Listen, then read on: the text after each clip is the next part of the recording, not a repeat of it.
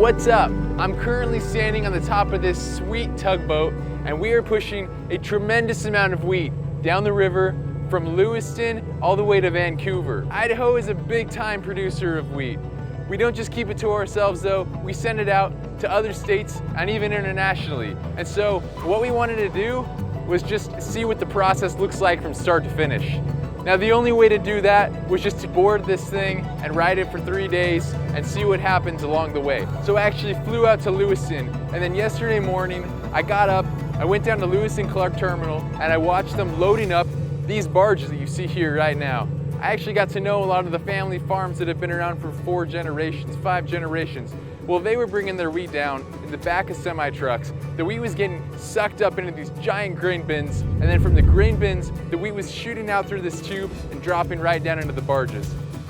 The amount of wheat we're pushing down the river with this tug is the same amount of wheat that it would take 538 semi-trucks full of wheat.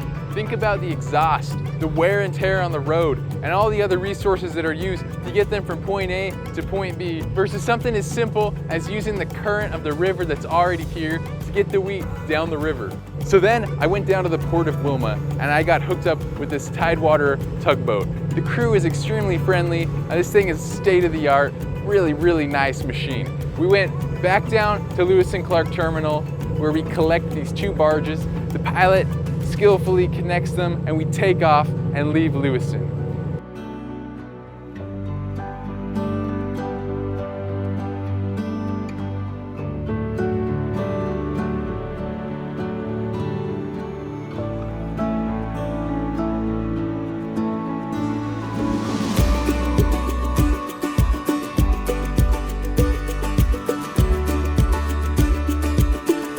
The river has 8 dams. At each of these dams, there's a lock system that allows the boats to get from one side to the other safely and effectively. These locks are incredible. I couldn't believe it when I went through the first one. I'm talking like huge, majestic works of humankind.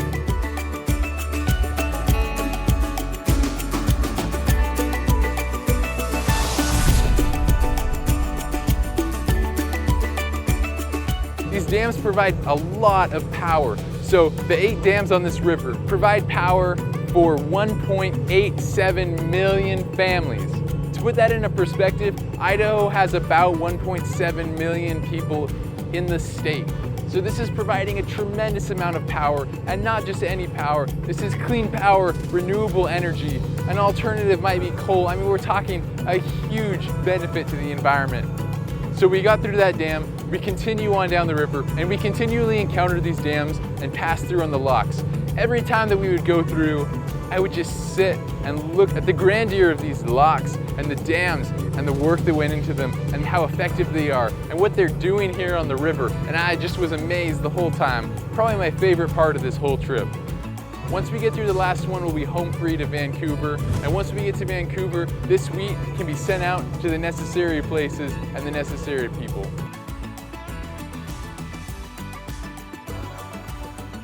We should be rolling in sometime around 9 p.m. tomorrow night. So I still have one more night out here on the river. And at this point, I'm just gonna kick back and just enjoy this awesome ride. So I'm gonna tune out, finish the rest of the trip, and take care.